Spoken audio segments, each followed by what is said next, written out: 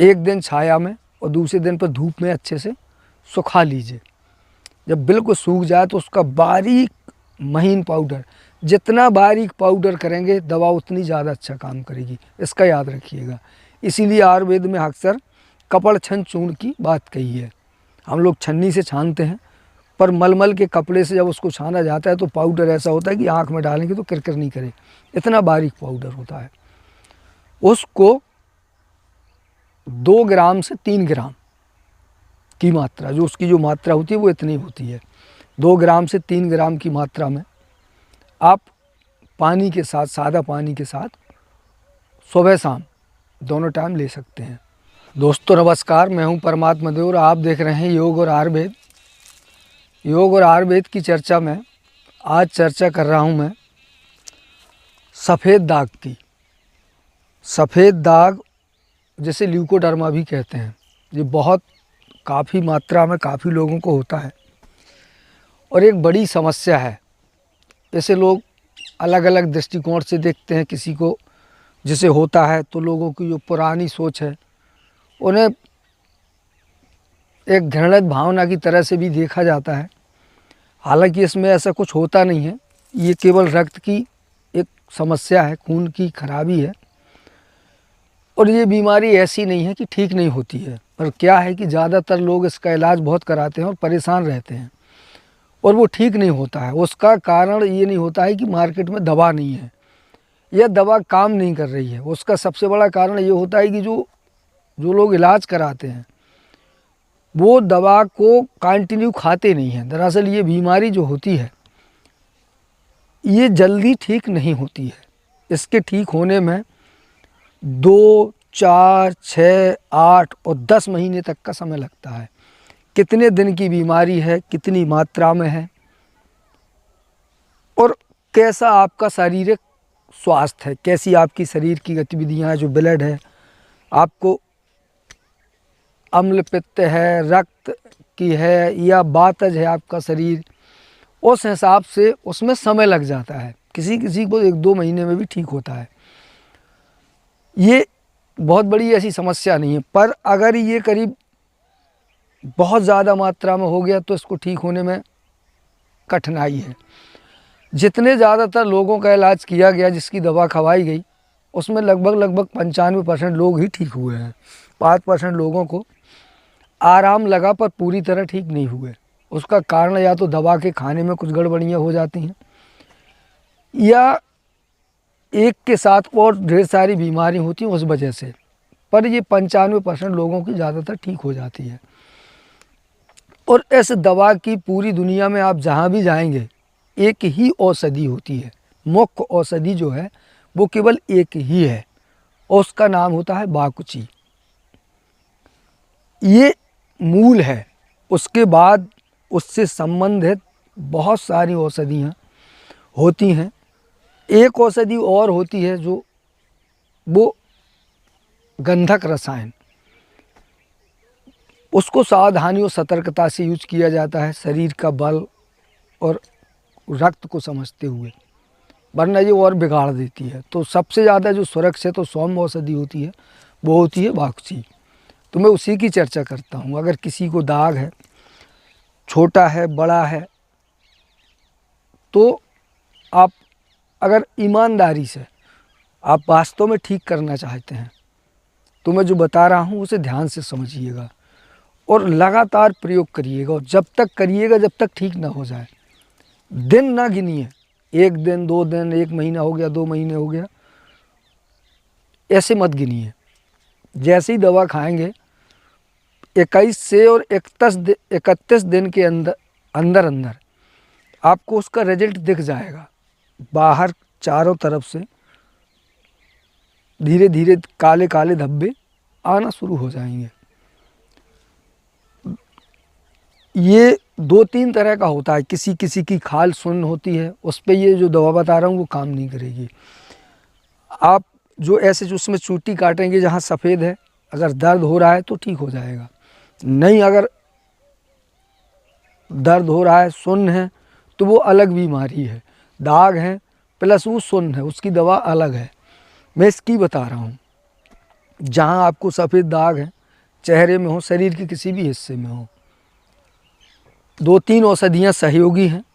प्रथम बाकुची है। इसको क्या करना है, जैसे मार्केट से आप एक 400-500 ग्राम बाकुची लेके आइए। छोटी बड़ी 2 तरह की आती है, जो भी अवेलेबल हो जाए उसको लेके आइए। उसको अच्छे से धोइए, साफ़ करिए। साफ़ करने के बाद उसको धूप में सुखाइए। अदरक का रस निकालिए। जैसे आधा किलो है तो कम से कम 300-400 ml अदरक का रस, उसको बारीक मिक्सी से ग्राइंड करिए या पीसिए। उसका रस निकालिए अदरक का, और उसमें उसको 24 घंटे भिगो के रखिए। 24 घंटे के बाद उसको निकाल लीजिए और उसको एक दिन छाया में और दूसरे दिन पर धूप में अच्छे से सुखा लीजिए। जब बिल्कुल सूख जाए तो उसका बारीक महीन पाउडर, जितना बारीक पाउडर करेंगे दवा उतनी ज़्यादा अच्छा काम करेगी, इसका याद रखिएगा।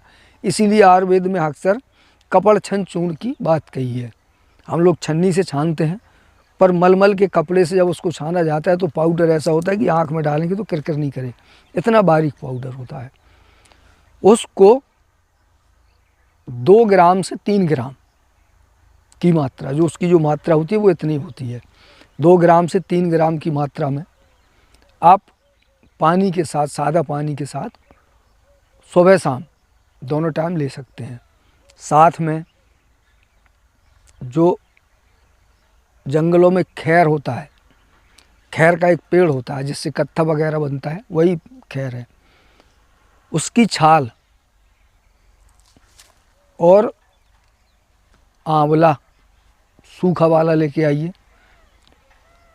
तो उसको, जैसे आपने 2 किलो खैर की छाल, तो 1 किलो सूखा आंवला।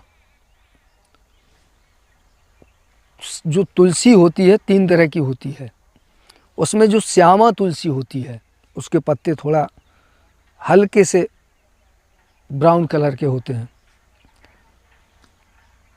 उसको 2 किलो छाल ले ली, 1 किलो आंवला ले लिया, 1 किलो तुलसी की पत्ती, इसका काढ़ा बनाइए। उसको कूट लीजिए और चाय जैसा मोटा मोटा कर लीजिए, जैसे चाय होती है वैसी बना लीजिए। उसको चाय के 2 चम्मच पानी में डालिए,